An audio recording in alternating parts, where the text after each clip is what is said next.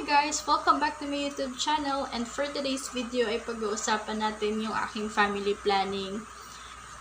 Pero kung bago ka pa lang sa aking YouTube channel, please don't forget to subscribe and hit the notification bell for you to be updated sa mga videos na ipopost ko. And you can also like and share this video.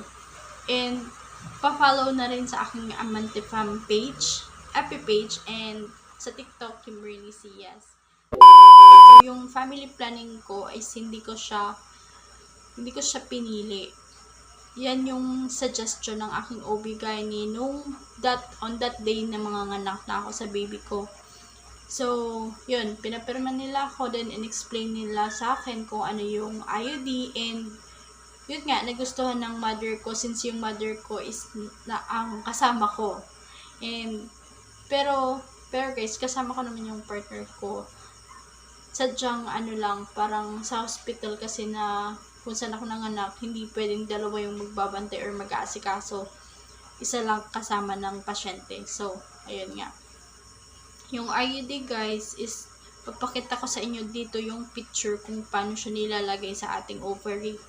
And safe na safe to guys, and meron siyang 10 years capacity, and yung check-up niya is every 6 months or every 1 year.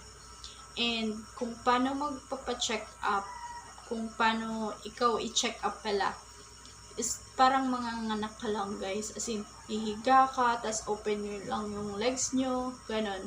And hindi talaga siya masakit guys, yung IUD.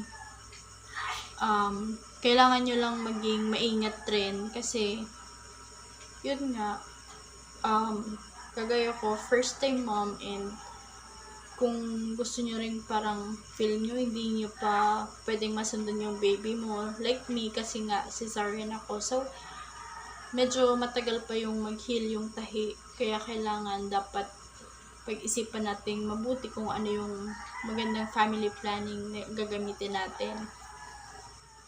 So yun lang guys ang i-share ko, sana natuto kayo dito sa aking video, and thank you so much, bye!